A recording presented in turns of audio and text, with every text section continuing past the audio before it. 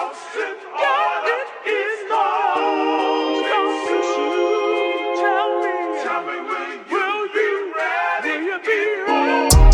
the bottom, I count a whole lot of young gonna worth millions of dollars.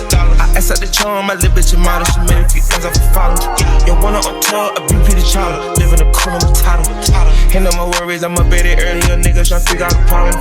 For 30-30, I hit like Curry. They hit me, I don't even holler. These niggas so sloppy. Niggas ain't gon' stop me. Switch out my cars and my addy, my family straight, and that's all that matter. Stacking them rest and then saving, put back for whatever, whenever it happens. I put my trust in my faith when I'm walking through straight, I don't see no one else. No, it ain't low in this route. Simmons and better missteps. Stay ready, I'm already prepped. Undefeated, I feel like the champ. Yo, what's up? It's your boy Coach Kev again. We're back. And we are back for our 4th episode. And today we're going to get into my Perry high school journey and how that all began. Yeah, we'll just get straight to it today.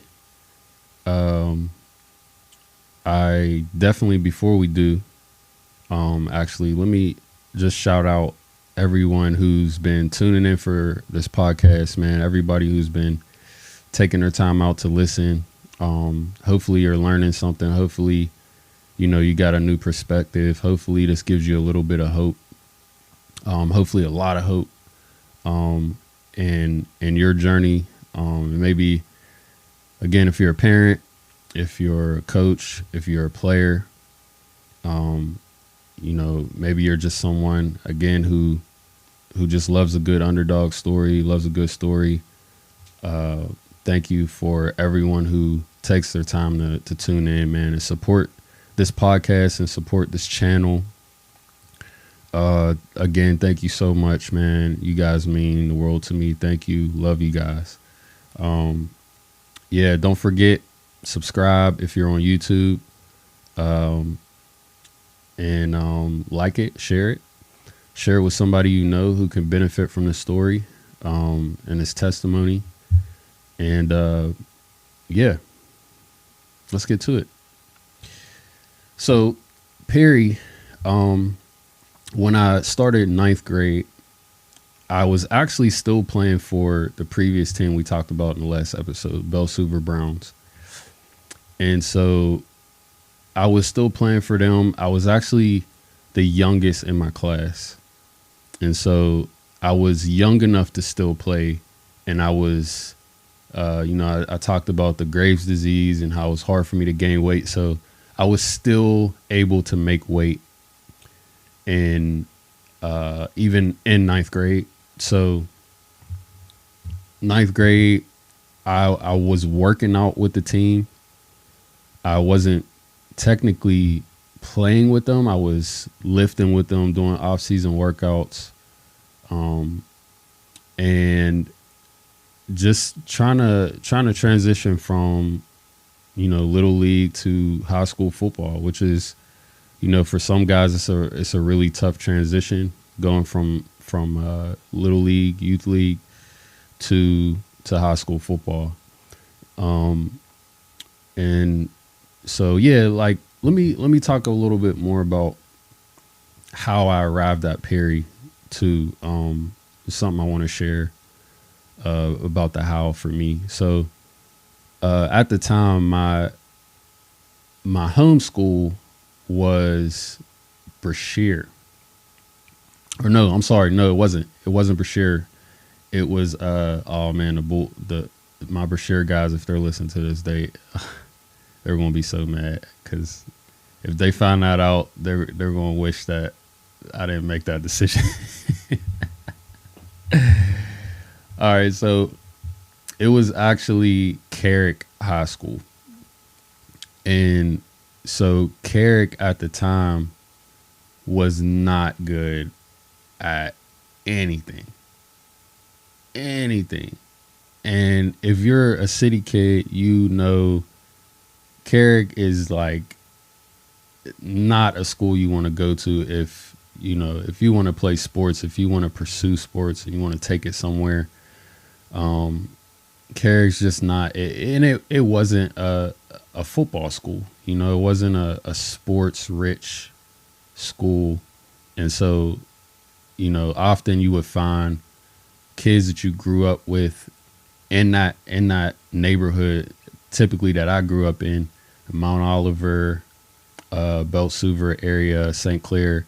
You would get those kids mixed in one school. It was literally an extension of middle school for us. Excuse me. It was like an extension of middle school. So we knew if you're going to Carrick, you're going to see the same faces you saw in middle school. I was not trying to do that. Rewind the last episode, I was really trying to pursue football, and I was taking my journey with football seriously. And so I wanted to put myself in the best position, high school wise, to capitalize and try to do something with it. Now, I will add that I didn't have during this time, and even throughout my high school years, didn't necessarily have the guidance. And this is a big factor in, if you're a parent watching this, it's great to have, and it's really a must have, to have some guidance, to have some coaches or some former players, guys who've been at the next level, guys who've been through the process, to whatever degree. Typically you want to find somebody who's been there before, and somebody who's willing to pour into your athlete. It makes the world of difference. And so for me, I was first generation, and so there weren't many guys even making it, doing successful things in our neighborhood to begin with. Just specifically looking at sports in general. I mean, there were great athletes coming out of the city, and we could go on and on about that. But in this particular instance for me, I didn't have the guidance. And so as my mom raised us. She was a single mom. All she had education wise was high school, a high school degree, and a little bit of trade school. And so, she didn't experience college life. She didn't experience what it's like to go through sports and navigate that space. My dad, I mentioned this last, my mom had left. And so, they were going through their personal things, which didn't allow access to my dad during those times. And so,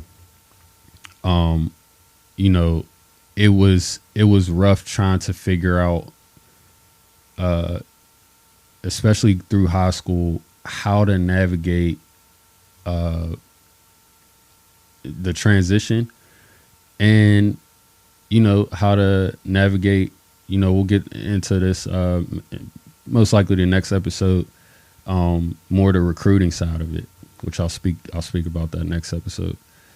But just wanted to point that out, just to kind of give you a little perspective, and a little background, which I like to do in these episodes for people who really just don't know about my story. And so, so going back to the why, right? Going back to the why, I chose Perry, and it was a kind of a process of elimination, and kind of just the way the cards fell for me was I originally wanted to go to Central Catholic,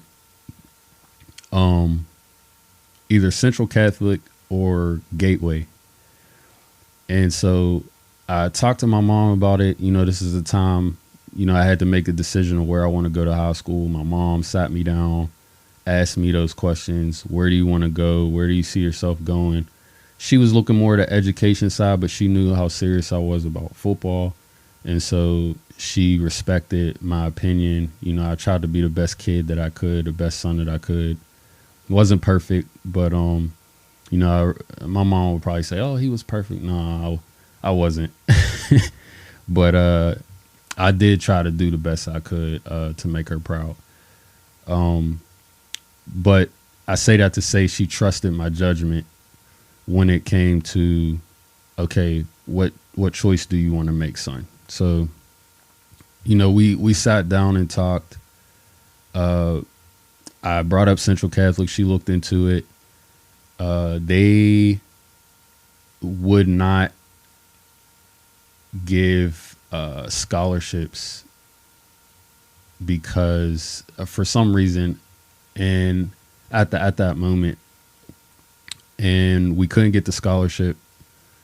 And the only thing was like, well, if you live in the vicinity or a certain vicinity, then, you know, the opportunity might have been there for me to take advantage of it. Well, my mom, some of you guys know about changing addresses. I would never encourage it on here, but it happens. And so, you know, changing addresses to ensure that you get into a school. And I'm sure a lot of parents know about those things. If you have navigated high school already, dealt with transferring, transferring is a huge thing now. And transferring was frowned upon when I was in my era of playing. But yeah, we couldn't take advantage of Central Catholic. It was too much money for my mom tuition wise. She couldn't, you know, pay even if I could go. And so that eliminated that. And then Gateway would have been the next best thing. I could have gotten there. I had a family member at the time who I really looked up to, and he was playing there, and he was a Gateway legend. I won't speak his name.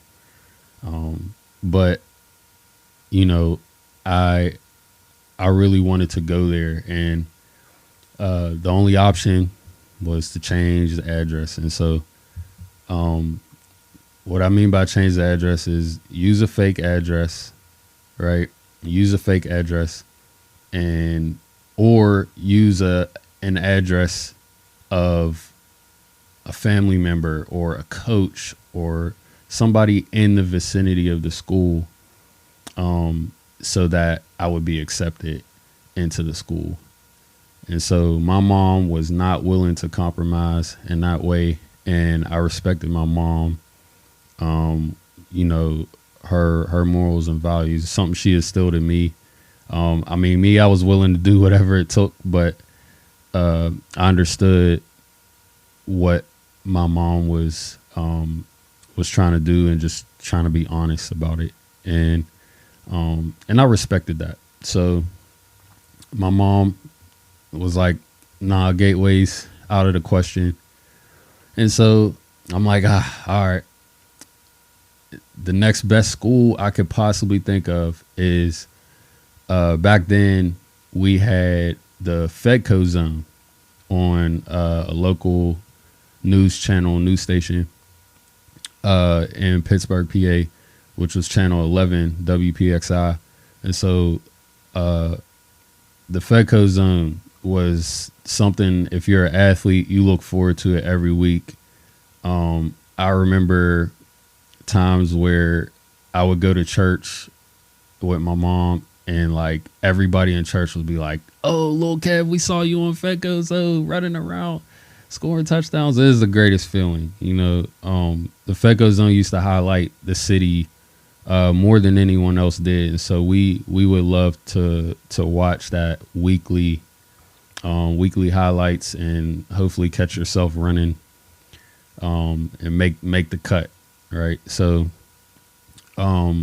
you know, I remember watching those back then, and I always saw this team called Perry Traditional Academy. I used to always see it. And back then I used to watch, and I'll mention their names because they are Perry legends. And there's so many, like, I apologize if there's some former Perry guys on here and I don't point you out, but from my perspective, I used to see Eric Wicks, Vaughn Rivers, Gary Lee, Scott Knapp. Like, I would see these guys, and like I said, there's way more guys on this team than that.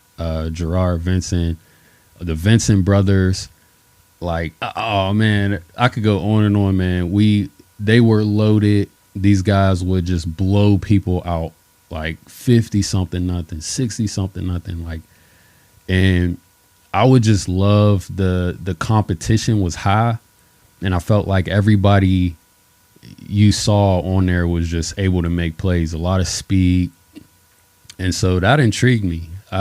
I was looking at, can they compete? Are they competing for championships? That's something that meant a lot to me.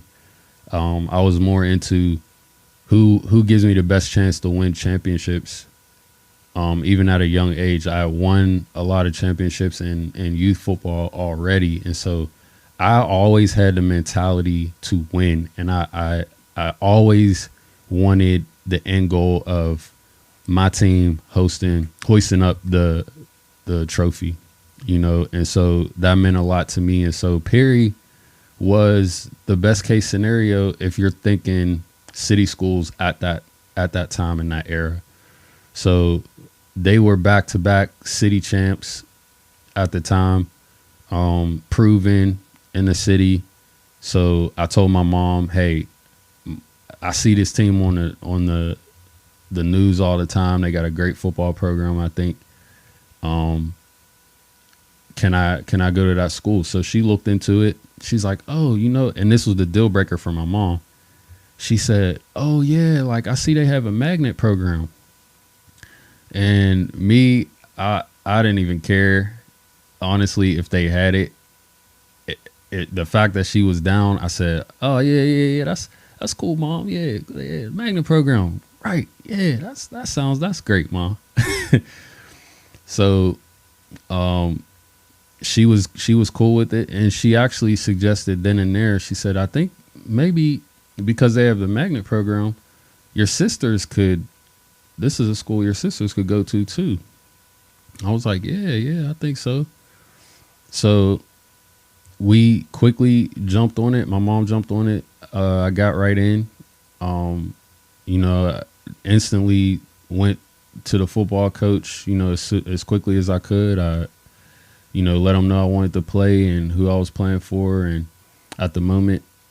And I remember he was like, you're still playing little league Pee Wee football. And I'm like, yeah.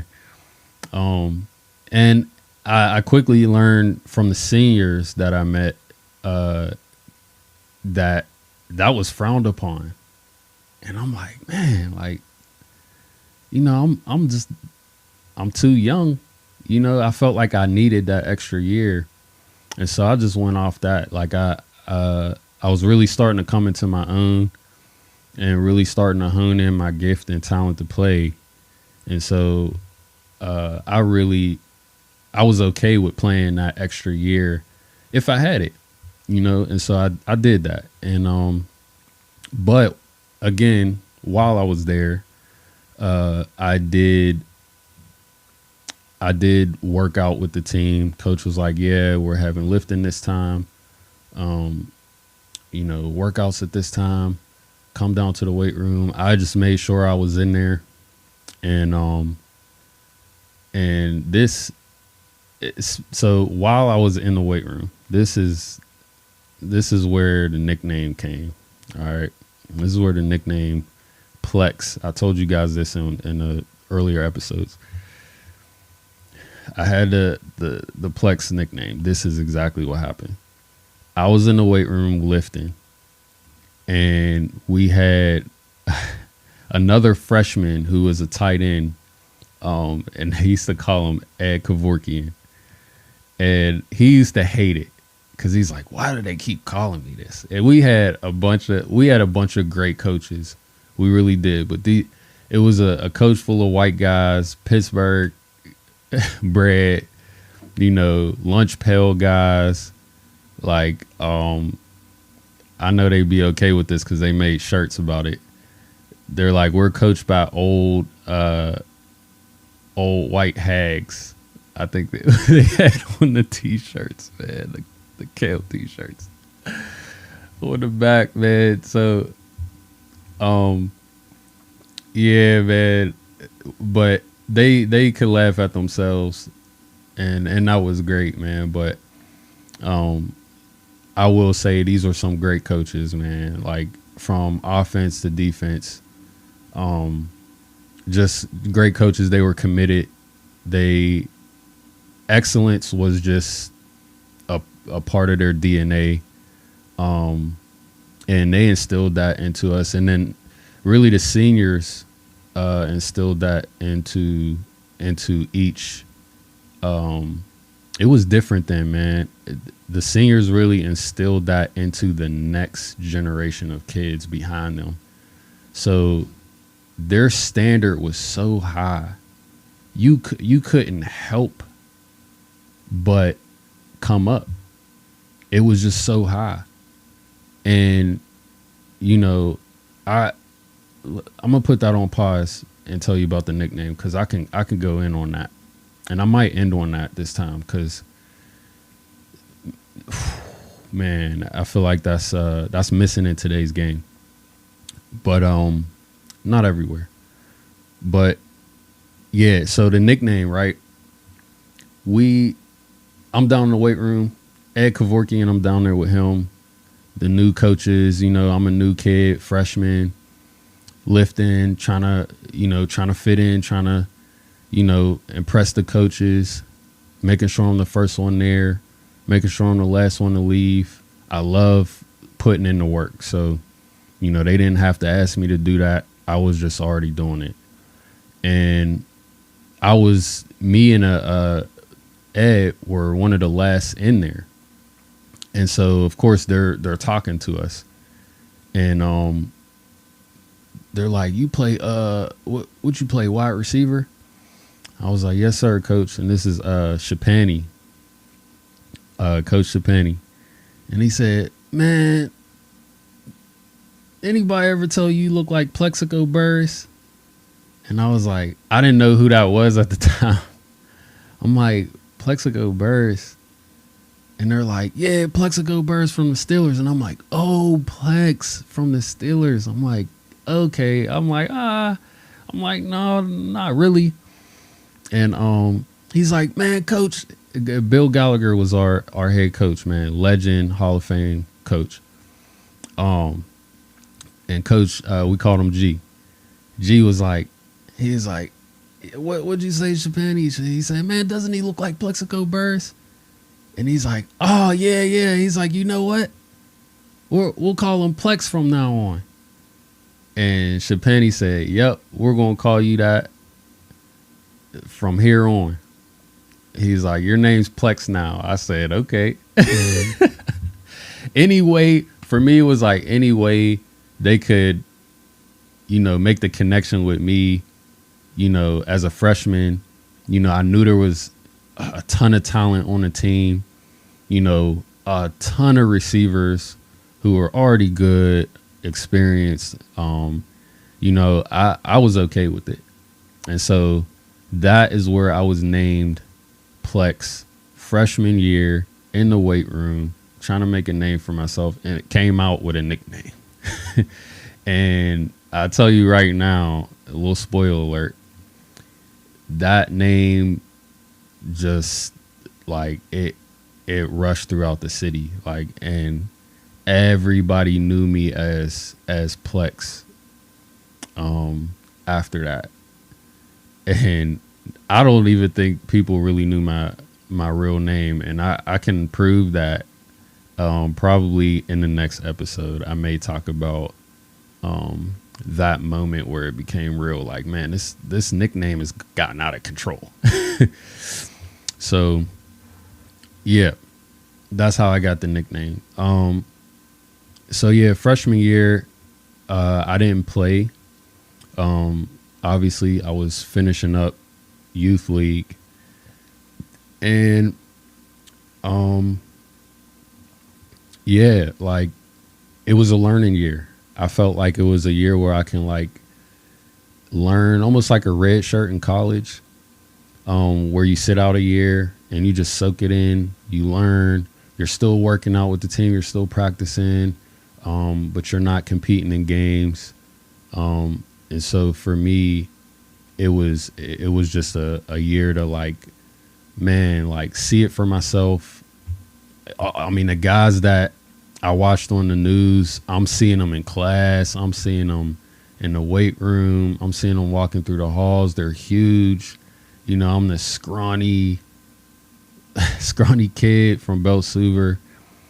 And yeah, I really took everything I could in from everyone and just learned.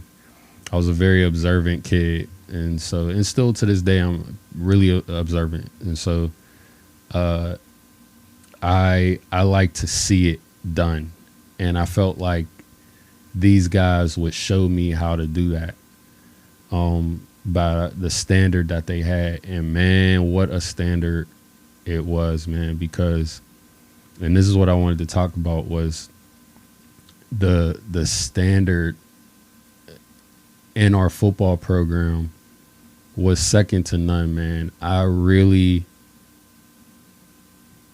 I've never seen anything like that since, with the exception of Westinghouse, man. Westinghouse, they're right there. They're right there. They are Coach Dante Green, Westinghouse Bulldogs in Pittsburgh, PA.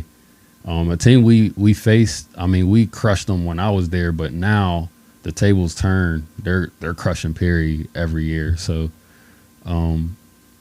shout out to Dante Green, that whole entire staff. They got great coaches, and not only great coaches, great men who are really setting a standard for these guys, really bringing it back with like what I mean when the standard is the standard.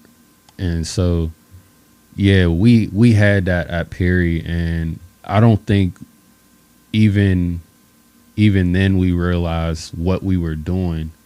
Back-to-back undefeated seasons.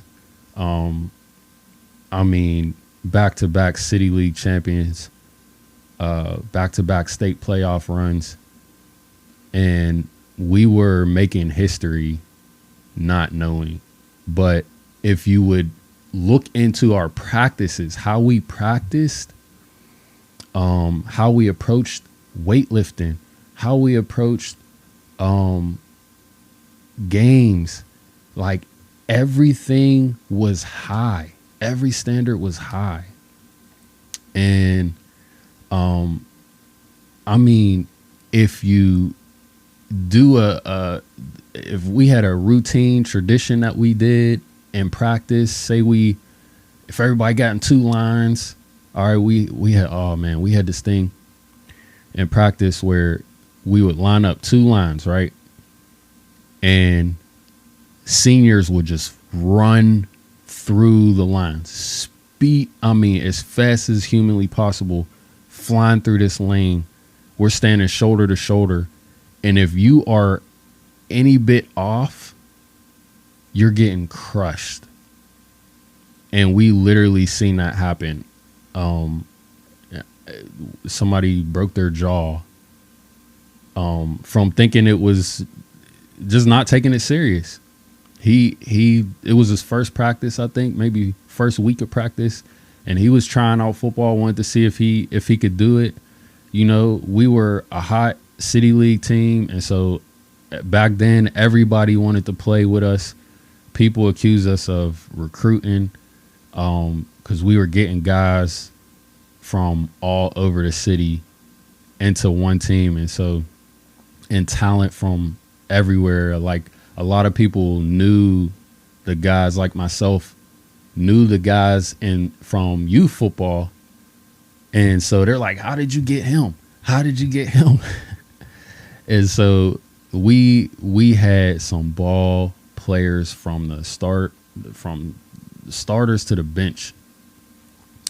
But again, we're in this drill, and I'm sorry, y'all, I'm bouncing all over the place, but yeah, this is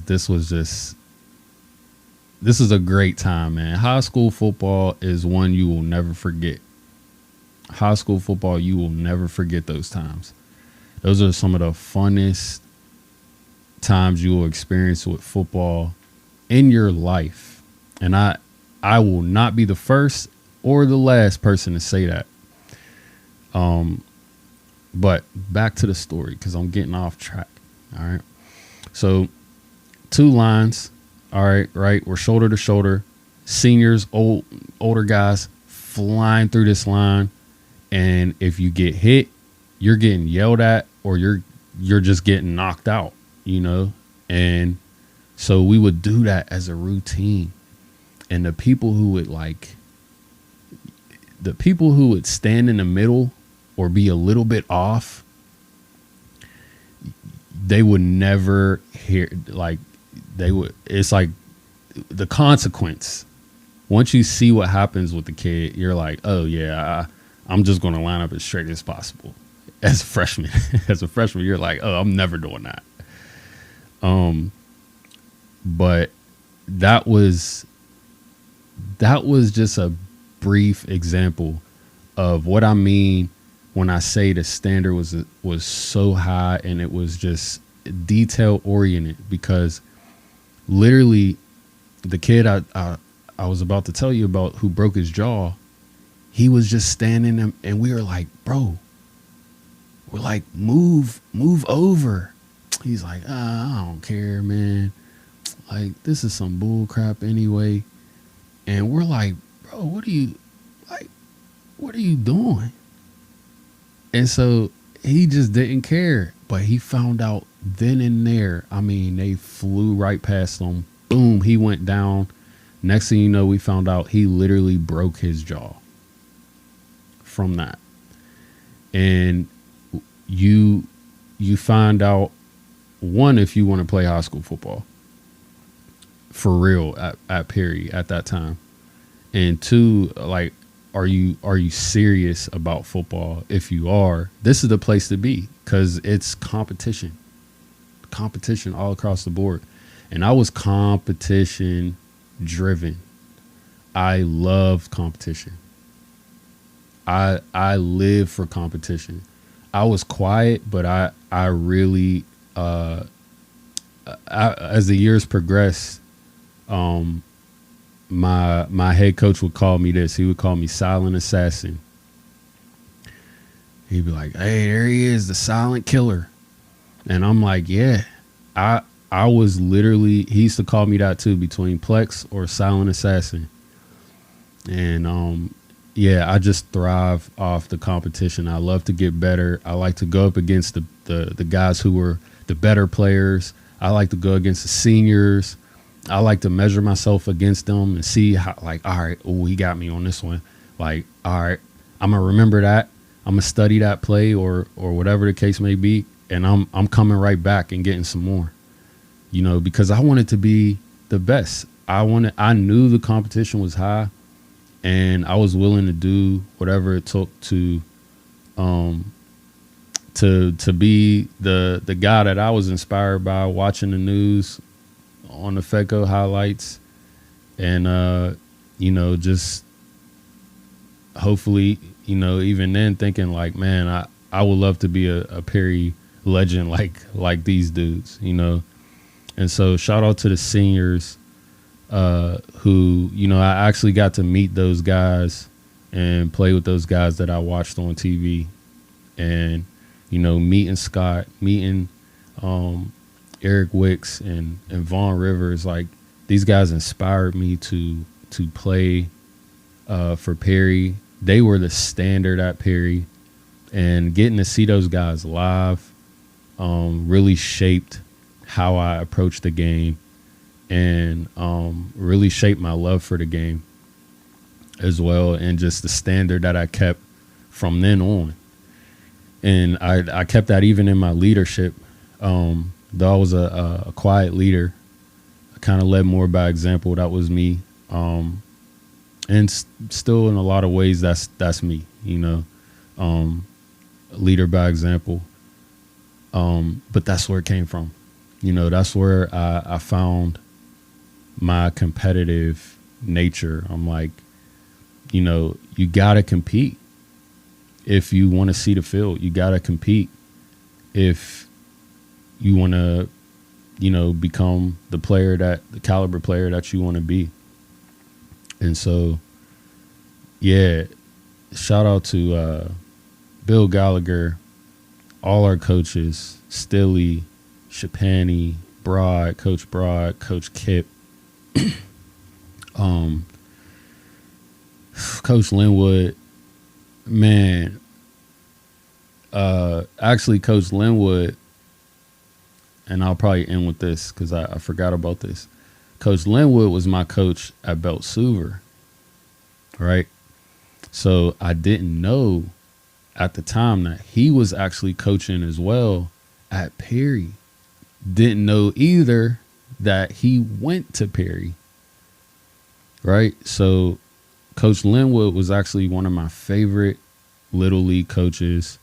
And for Belsuver, also Coach Goodnight, who helped me and believed in me.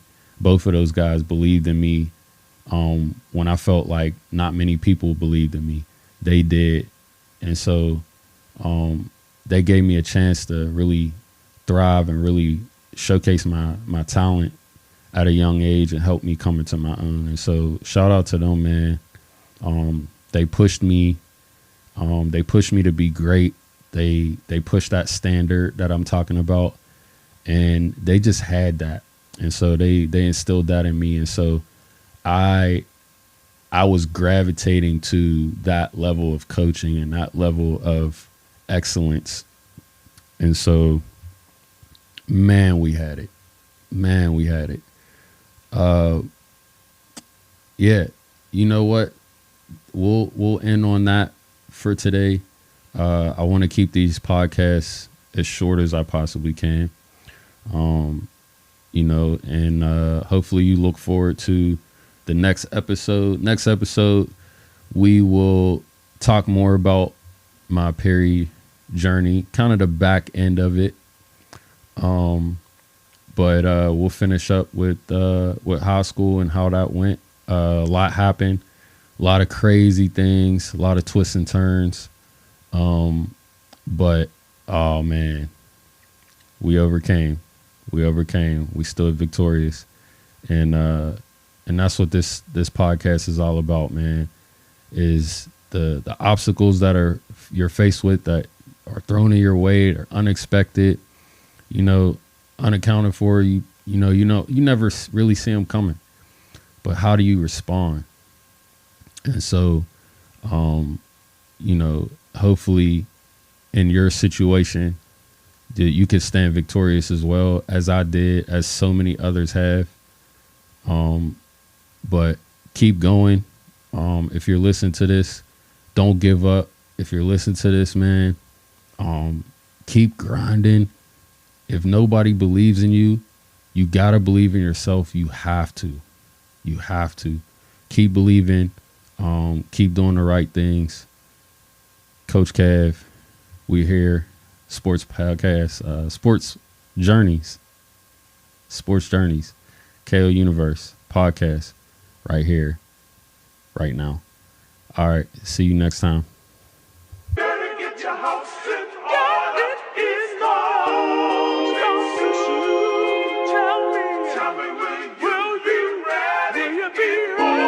Came out the bottom, I count a whole lot of young gonna worth millions of dollars. I asked out the charm, my little bitch a model. She made a few ends off her follow.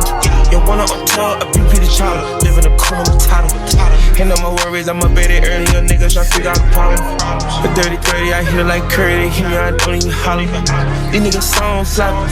Niggas ain't gon' stop. Switch out my cars and my 80. My family straight and that's all that matter.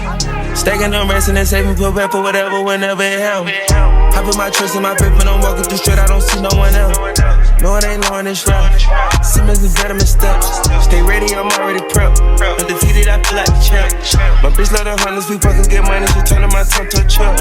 You did it, I done it, you know how I'm coming. You don't wanna show them what the world. Go pick up a bag and that's across the country and light up that smoke in the air. Bitch is so trim, I treat her like my twin. When I shop it, I buy by the pair.